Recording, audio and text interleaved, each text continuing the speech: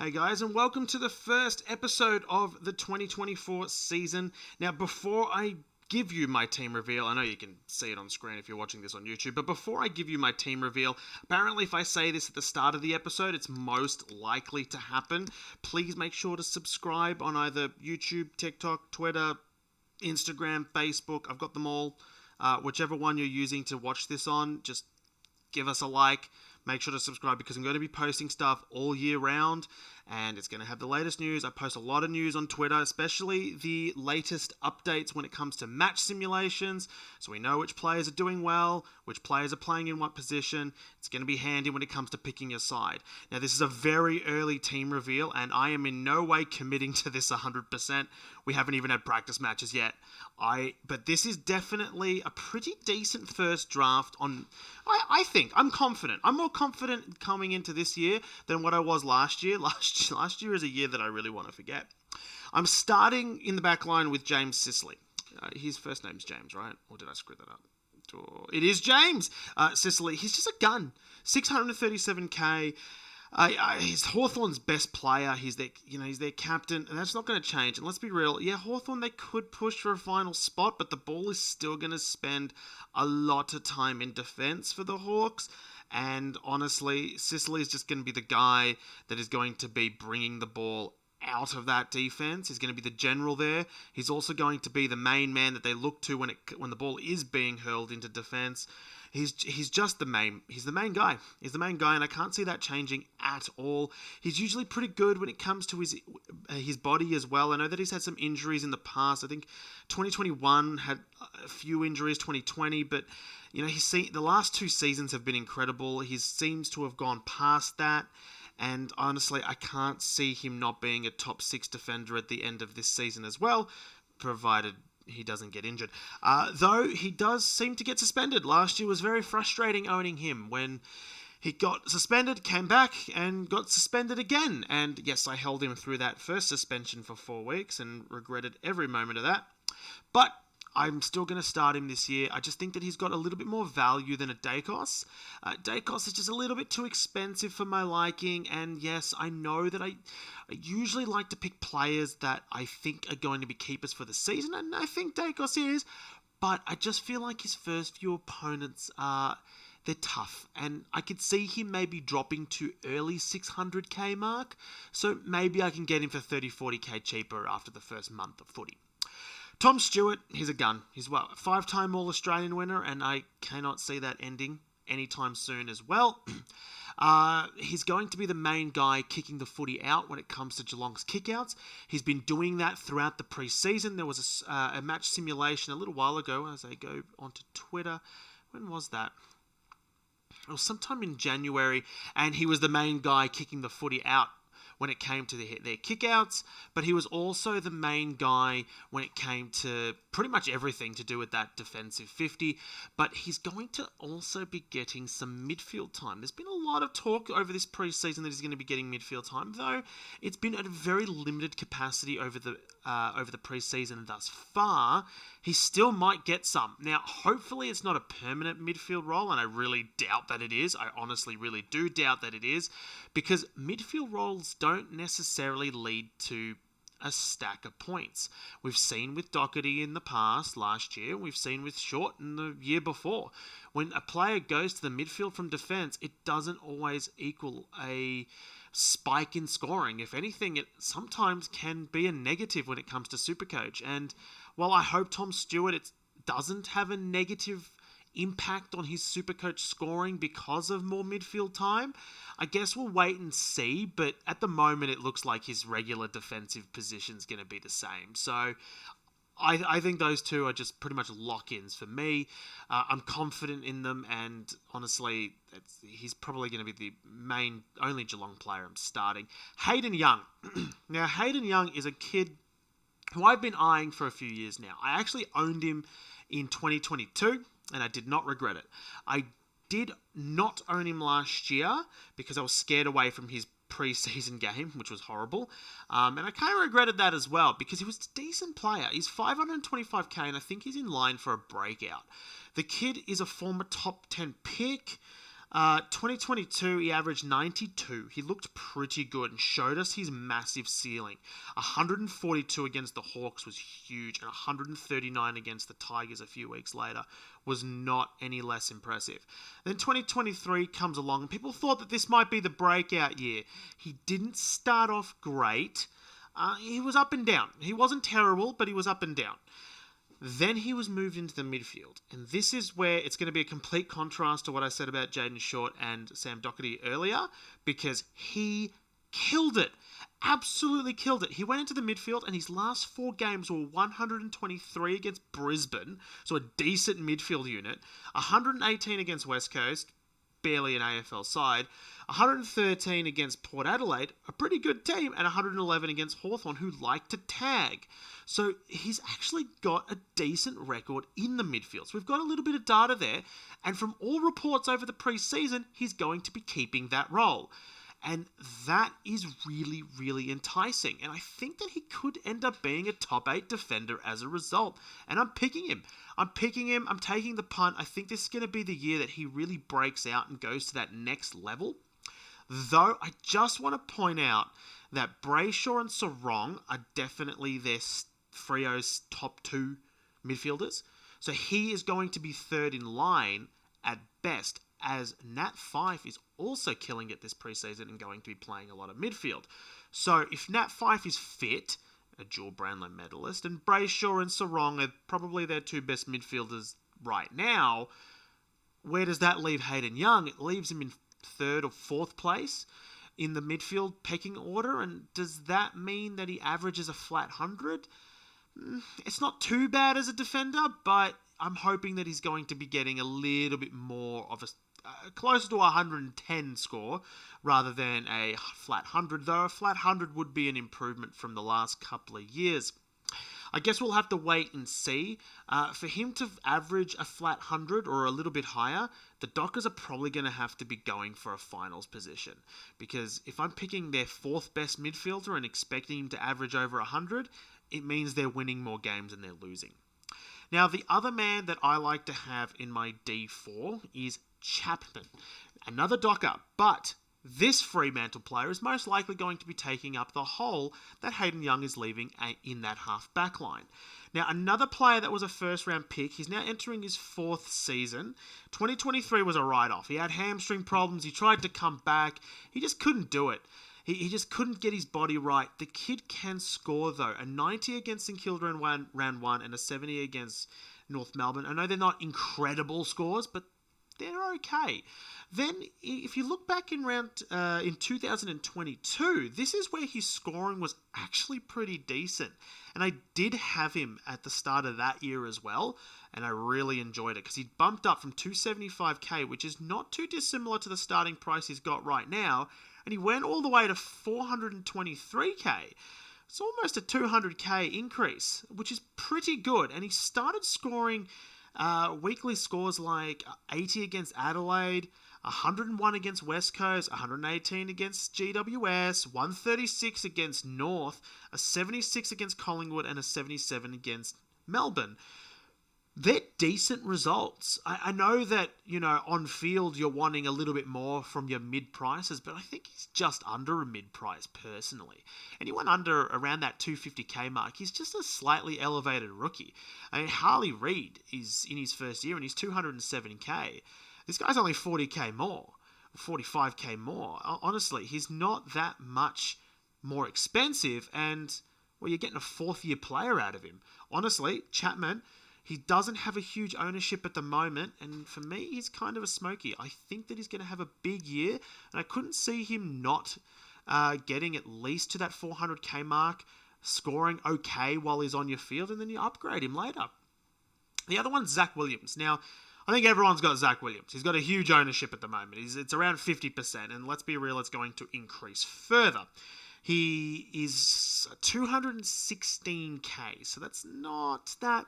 It's not that cheap, but it's also not expensive, considering, I think it was 2019, that he averaged, yes, it was 2019, that he averaged 101.6. This guy is priced at only $9,000 more than a first-year player in Reid, and he has a record of 101.6 in his records. Just pick him. Honestly, just pick him. But do keep an eye out on him because he's currently still not training with the main group. He's not taking part in the match simulations, and as I speak right now, he's at least a month away from being with that main group, which means that he is going to be cutting it fine when it comes to round 0 and round 1. He hasn't played football in 12 months, and he himself has said that he's excited to get back to footy, whether it be VFL or AFL. Now, the fact that he said whether it be VFL or AFL is just, it's a little concerning. Keep an eye out on him. I think there's other defenders that you could trade him down to so you can get some value from another rookie while you wait for him to come back into the side. He's definitely a player that you pick this year. It's just whether you start him or not. Now, Josh Gibcus. Now, this is a guy that he's been in and out of my side since Team Picker. He's 150k, and he looks good. He had a match simulation for the Tigers in late Jan. I think it was the 30th of Jan. And he looked great. He was running well. He looks bigger. He looks stronger. He's getting more of the ball as well. He took a bounce at one point. He looked good. And he's now entering his 3rd season. And he's priced at slightly is he above what he started at when he first? He's actually cheaper than what he first started at when he was a rookie. Now remember, this guy was a 1st-round pick for Richmond only 3 years ago. His first starting price was 171k, and he still made us money. He still made us money that year. His highest was 327,000, and that was by round 8. Okay, so he's almost doubled his money that year, and now he's cheaper than when he started that year. So this guy can play, and he's 2 years more experienced.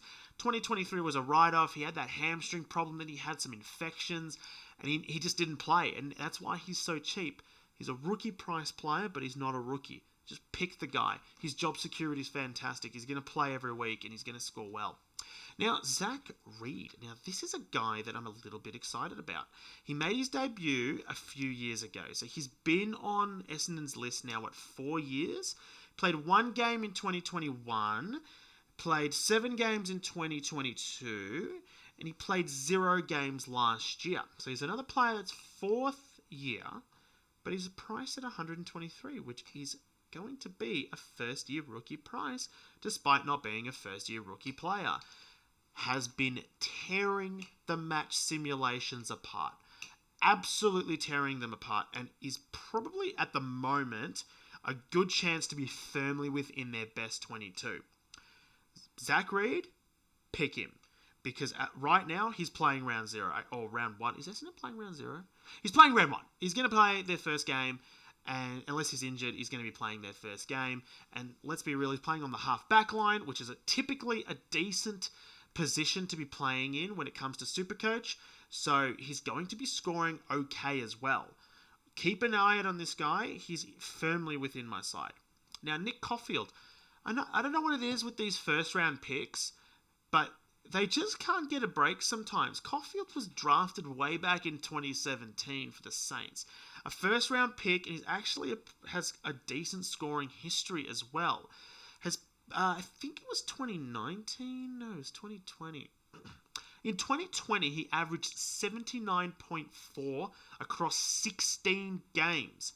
That puts him at a peak price of $413,000. And he is now cheaper. He's a 4th of that price. Now, he's at the Bulldogs. He's got a fresh start. He's looking fit. He's looking good to go. If the Dogs use him, you pick him. Because he's going to be going up in value very, very quickly. And I don't even care what position he plays in. He's definitely worth more than 123k. Moving on to the midfield. Now, Marcus Bontempelli is my first player picked. Should I say any... Do I need to explain why? Do I really need to explain why? This guy is the best player in the AFL. He should have been a Brownlow medalist last year. I have no idea how he wasn't a Brownlow medalist last year. He had 1 score below 100 last season, and that was in round 3 against Brisbane. And that was an 89. If that's his floor again, I personally couldn't care less. His ceiling is insane. 162 against West Coast, 169 against North Melbourne, 164 against GWS. This guy, 182 against Fremantle. I forgot about that game. I'm pretty sure I captained him that day. That was amazing. He is it's just a gun. I know 724k is a lot of money. I get it. He's probably going to be a little bit cheaper, but is he going to be that much cheaper? Probably not. Let's be real, probably not. His first few games this season are against Melbourne, who he's got an incredible record against. Look at that. 107, 161, and 105 in his last 3 matches. Gold Coast, which is 124, 130, and 133. And West Coast. Do I need to rattle that off? He is going to have an amazing first 3 games this season. And it's just going to... Just pick him. Just own him. I'm not going to talk about him anymore. Just pick him. Just do it. Christian Petrarca. Now, here's my M2. Why is he in my M2? Well, because there's no Clary. And when there's no Clary, he tends to do really fucking well. He's averaged 119.5 last season. He was pretty close to winning a Brownlow himself. He's got the Doggies round 1 last year, and that was a pretty average score of 97. His last game against them was 81, so his record against the Dogs isn't great, but his next 2 opponents are Hawthorn and Port Adelaide. And let's be real, he's probably going to score over 100 in both of those games as well. Petrarca's their best player, and while there's an injury cloud and a leave for Clayton Oliver, and we don't know when he's going to be returning to the main group, if he's returning to the main group, Christian Petrarca's their man, and they're going to be hungry after 2 poor final exits. And I have a feeling Christian Petrarca's going to be the guy that needs to fire and will fire. And I'd rather have him in my side than try to scramble him into the team later and miss out on him, because I missed out on him in 2023 and I'm not going to do it again. Zach Butters. Now, this guy is insane. He's just insane, and he's been insane. I had a match report that I posted a little while ago. I'm trying to find it. Where was it? Where was this match report? Anyway, it doesn't matter. It was sometime in January. It was in January 29th. Okay, it was January 29th, and he was on fire. On absolute fire. Also, Port have the best bye round of the season. Them and Freo are the only 2 teams that have a bye that week, which means he plays when all your other players are not. Okay? Then his scoring potential's insane. 636k, and he's worth every cent. He had that breakout year last year. 113.8 was his average. He has a huge ceiling. 184 against Melbourne, round 10 last year, shows what that ceiling is. But look at his finish. I just want to rattle out his last 6 games. 101 against Collingwood. 134 against Adelaide, 137 over Geelong, 139 against GWS, 129 against Fremantle, and then 158 over the Tigers. I rather have those scores in my side than not have them in my side. Rosie is another player that I'm definitely considering. Even though he's lost his forward status, I'm definitely considering him. But Butters is probably the one that I'd pick. Rosie's one of those guys that would average you 105, and you get that every week, which is great. But Butters is the guy that can average you 120. He really is. And I'm going to be picking Butters. He's got a decent ownership, and that's probably going to go up. Now, this is a little bit of a risky one, and that is LDU. A player that has been a top 10 pick. He's been around for a while. Again, 2017. He's been thereabouts when it comes to a superstar player. Look, he averaged 113.6 last year, which is actually, what is that? I'm pretty sure that's close to a Butters average last season. What did Butters average? It's only 0.2 off what Butters averaged last year. 0.2. He was only 0.2 off. The only difference is he couldn't stay on the field and he only played 14 games. But in reality, he's got the same scoring potential as Butters. And he's North Melbourne's best player by a long shot. His first few games, Giants, Freo, Carlton. His last 3 times that he's played against those teams, he scored 138, 155 and 102. Last year, his first opening 2 games, I see games that I wish I started him in. 143 over West Coast. 155 over Fremantle. Yes, then I know he was subbed out 5 minutes before the Hawthorn game in round 3, and he killed everyone that traded him in, including myself, who fucking captained him that day. I remember it. And then the app crashed and I couldn't trade him out. It was frustrating. I get it. But you know what? He bounced back with 102 the next week.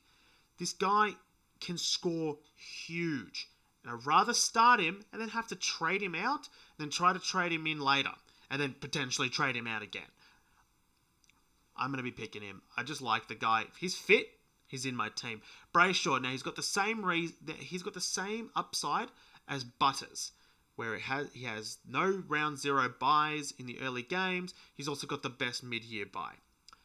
I haven't decided, I have to admit, I haven't decided between Sarong and Brayshaw. Sarong and Brayshaw. Sarong had his breakout year last year. All-Australian best and fairest is a god. Absolute great player. And he's going even better this season.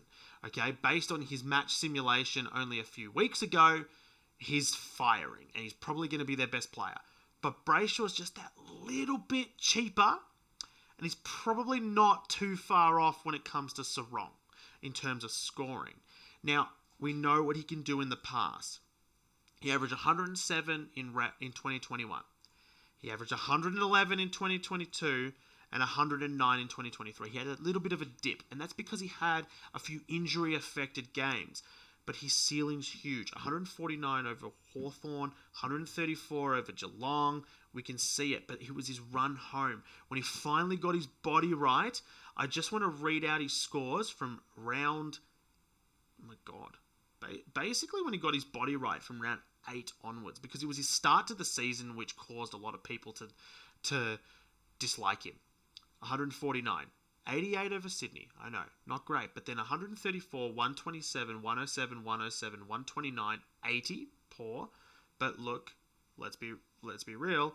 One off game in 80s isn't terrible. 17 to 24, he didn't dip below 100. 107, 114, 116, 137, 124, 102, 111, and 136. I want those scores in my team, and I'm picking him.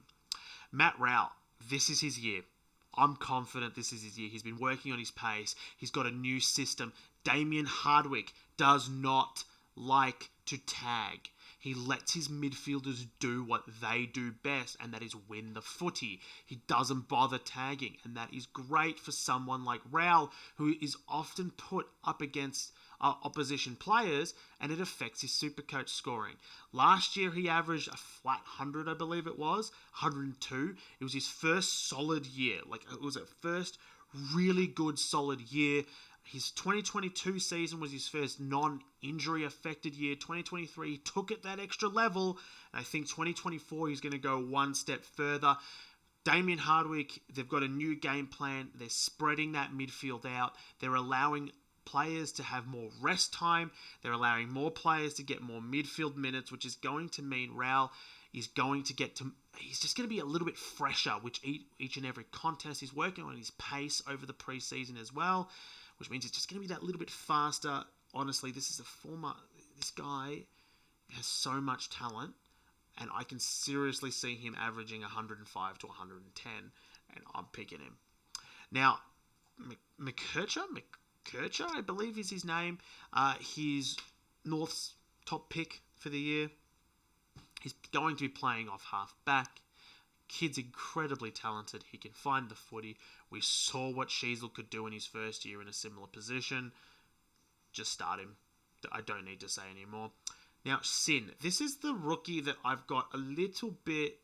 Look, he's like a POD rookie for me. He doesn't have a high ownership yet, and is now entering his 3rd season. He was a first-round pick. He only played 3 rounds last year, and I think he lost team. He actually lost team's money by $2,800. I know that doesn't sound great, but he's big, he's looking good, and he's got a new position of half-back this year, and he's been playing for their one side when it comes to match simulations. And if he's playing off half-back, he's going to get DDP. Same like McKercher, he's going to get DDP as well, and then you can move him into the defence later on as the season progresses. I honestly think that he is going to have that. He's going to take that next step. He's going to be in Port's best 22, I believe, and then he's going to make us a bunch of cash. Now, Darcy Wilson, he's a first-year player. He's slightly elevated price at 130k, but again, St Kilda don't have they don't have a midfield that's stacked. I honestly think this kid's going to get a lot of games this year. He's got a lot of talent. He's got DDP already, which means you could rotate him from your midfield and forward. He won that 2K time trial. I think it was in December, so we know that he's a hard runner. He had a practice match. When was this practice match? It was recently, actually. I'm pretty sure it was last week. It was over the weekend. He had a practice match over the weekend, and he did some decent things. He had some great moments. He looked good. He's clean, disposal. His role is probably going to be on the wing. Just pick him at the moment. He's a placeholder for now. He has to obviously play in order for me to pick him, but he looks good. Sharp. Sharp is another a rookie price player that's not a rookie. What is he entering now? His 5th season, first round draft pick.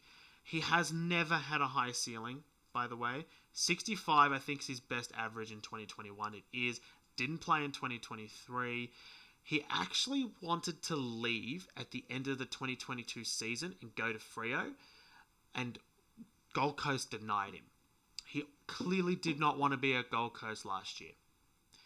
Gold Coast didn't play him because he didn't want to be at Gold Coast last year. It affected his fitness. It affected his performance. Gold Coast sack him. Now he's at Fremantle. He's where he wants to be. He's loving footy. I saw an interview with him. He's training hard. He's looking good. If he gets a game, he's going to be playing quite good. And also, there's a position open in Freo's best 22 on that wing. And if he takes that, he's going to be averaging at least 70, or I hope somewhere around that amount. Pick that kid. Now, Manor, he killed it in a practice match. I think it was started Jan when Geelong went back and they played their first practice match. He looks good in the match simulations. He's a midfield forward. He's got DDP. He's got a high ownership because of his starting price. It is almost basement price, and he's also he's 26. He's 26 years old, so you're getting a pretty experienced body player, and we know Geelong love experienced players, so he's probably going to get a game over anyone that's younger. But then there's also Jai Clark, who's pushing for a spot in their side. So I don't know what Geelong's going to do, if they're going to play him or not. If he plays, you pick him. If he doesn't, look elsewhere. Max Gawn and Grundy. They're the two that I'm going with at the start of this year. I can't believe they were teammates only 12 months ago or 6 months ago. I never understood why Melbourne went for Grundy. It just didn't make sense when he was drafted. And then it didn't work because they tried playing him as a forward. It was weird. He's underpriced. In 2018, he was the league's best SuperCoach scorer. And I don't know what's from 2017, 2016, I think he's been averaging 100 since. No, not 17. So from 2018 all the way to 2022, he's averaged greater than 100, and he's currently priced at 481k. Just pick the guy. You won't regret it. He's Sydney's number one ruckman. He's got no competition. Just pick him. He's going to be scoring 120 every week. Max Gawn, look, for that value, I'm not totally keen on picking a 32-year-old as my number one ruckman, but also, and I do really want to pick Tim English. I cannot stress enough how much I want Tim English in my side. I just cannot afford it with this structure. I'm going with 5 premium midfielders above 600k and a 6th one that is still a premium midfielder, and because of that, I can't afford another 700k ruckman. I still think Tim English is going to be the number one ruckman of the AFL. I just can't fit him in my side, and it is frustrating. He will dip in price. Max Gawn will go up in price. Max Gawn has had a few injuries over the last couple of seasons. I doubt that he won't get another one. I'm hoping that his injury just coincides when Tim English's scores cause him to reduce in value, and maybe I can just pick up English later in the year. But at that starting price of 583k, I cannot pass it up. He's their number one ruckman. He's going to be soul rucking. He's going to be... We know what he could do when he is a soul ruck. I'm pretty sure he... What was that? It was 190 he scored or something last year when he was 140 round one. But there was a really big score. There it was. 215 against Brisbane. This is what this guy can do. And I'm going to be picking him. I'm just going to be picking him, and I'm pretty sure most people are going to be picking the Gawn and Grundy combo. Now, I haven't nailed a rookie ruckman because, well, I think I'm going to be using it as a loop position.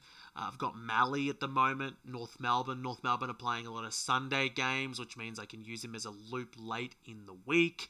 It's pretty good. He's got a forward status as well, which means I could put him in the forward line if need be, if there's some other DDP later on in the season.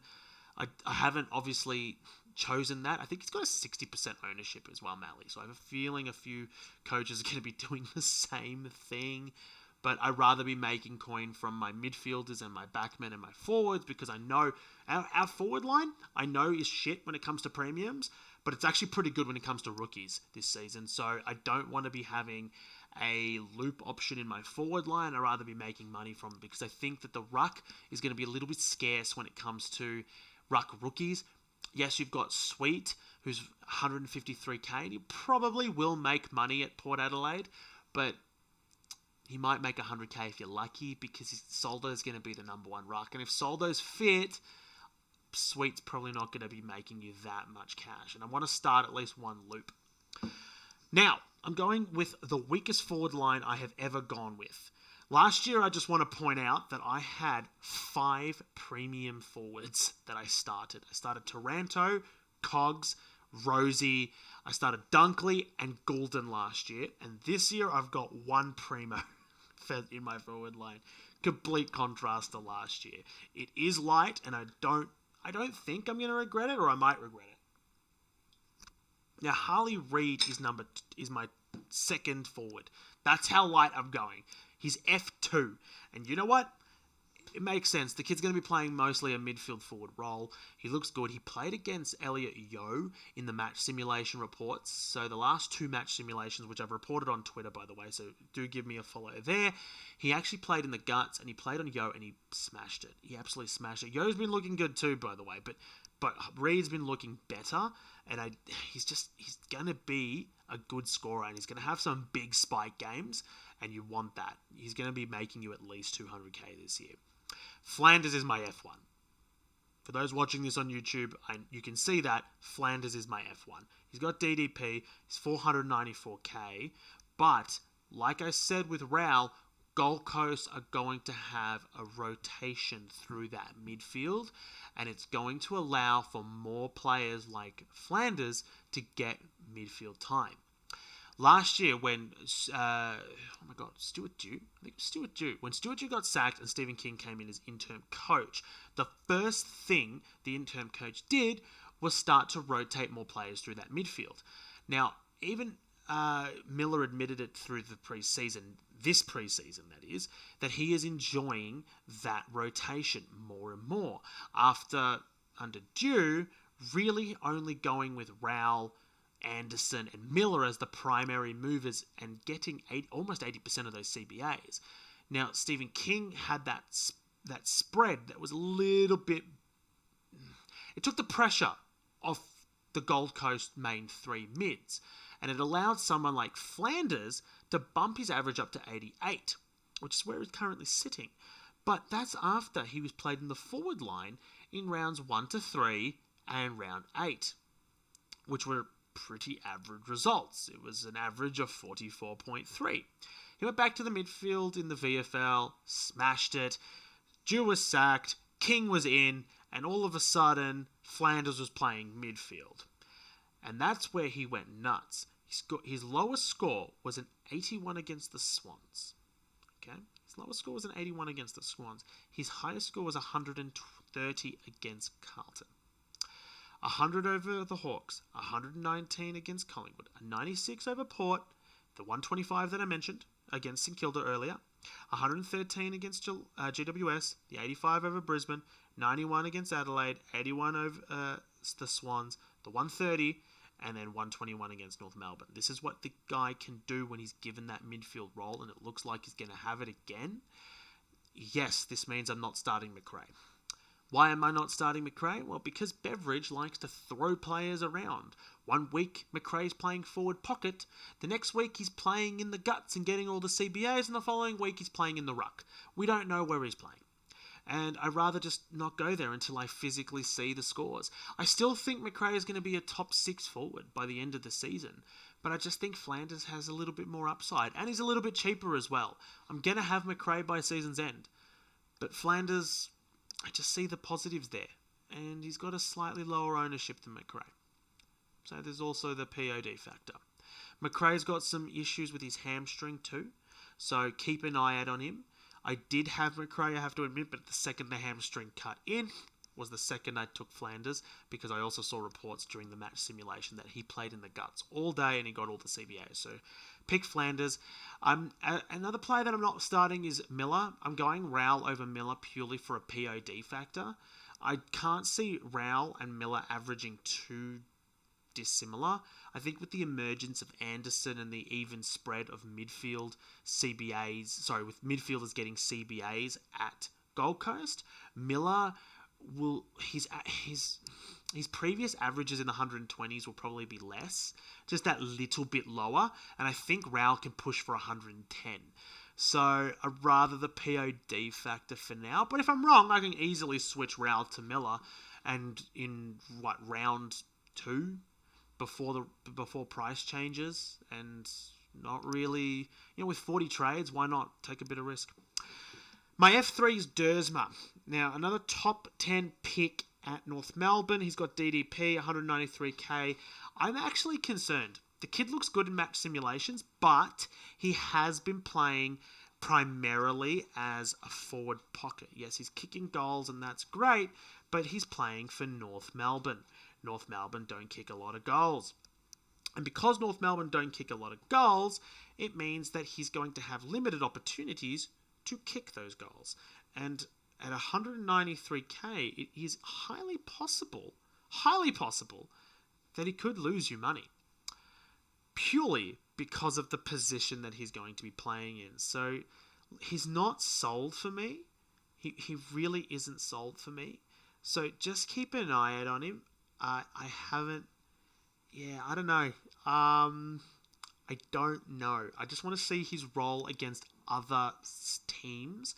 If he's lining up in the forward pocket, I might give him the slip. But we'll see how we go. Now, Windsor, this kid at Melbourne, and especially if Clary is unavailable, this kid at Melbourne should get a game immediately, right? Because, honestly, Christian Petrarca's gone out there giving this kid nothing but praise. There was a video on Melbourne's Twitter of watching this kid clear the footy as if he was their best player. Honestly, this guy looks incredible. He's clearing that footy so easily. He was pick 7 again this year, and there's a reason for that. And the lucky number 7. The 7 picks usually do well in the Rising Star, so that's just something to keep in mind as well. If Clary's not playing, this kid's probably going to be getting midfield minutes, and he's got DDP. Honestly, he looks like he's going to be an absolute star. Now, McRae. Now, I got the other McRae, not the one that we're all picking. I mean, I think he's still got a high ownership, this guy. Finlay McRae's got a high ownership. He killed it in the VFL last year. He had a really solid year, but he only played 1 game. The Pies have a good team. But Taylor Adams is gone. We've lost Ginnivan. Frampton is not guaranteed every week to play. McStay is injured. I just see McRae getting a lot more games this year. He's been looking very good in the match simulations. Everyone's been talking about him. He's got a high ownership for a reason. He's priced at 152k. If he plays round 1, you pick him. He played 9 games way back in 2021. He played 2 games in 2022. He's played 1 game in 2023. We've never really seen what his ceiling is like. He's an aggressive inside midfielder. His best score is a 67 over Hawthorn back in 2022. one. Look, I know the history isn't there, but he is a fourth-year player. He is a former first-round pick. Collingwood are a good team. The position that he typically plays in is usually good for SuperCoach scoring. But just beware, if this guy lines up as the sub, give him a hard pass. Now, this one's an interesting one. My F6 at the moment is Alex Sexton. Why is it Alex Sexton? I don't know. This is a guy that scored 23.9 from 8 games last year. I don't think he's ever scored average above a 60. But let's take a look. He's been in the system since 2012. Okay? So this is a guy that's pushing 30. Alright? This is a guy that's pushing 30. And in 2012 he averaged 32. I just want to see what his best output is for a season. So he's a false rookie. We know that he's a false rookie. We've seen a few of those where, they're priced at rookie prices, but they're not rookies. Oh, he averaged 65.4 and he averaged 65.4 in 2016. So he's still going to double in price if he does that again. 60 in 2017, 60 2018. Yeah. 61 in 2020. 55. Ugh. 48. Yuck. Ugh, 23.9. Gross. That's really bad, actually. Whoa, that 11 against St Kilda and that 16 over Fremantle. 26 and 25 and 26. A 7 over Carlton. Oh my god, why am I picking this guy? No, the reason I'm picking this guy is because this guy has a completely new position. We have a new game plan with Damien Hardwick, and Sexton has a completely different position. He's no longer a forward. He's going to be playing off halfback. And as I said before, halfbacks tend to score well when it comes to SuperCoach.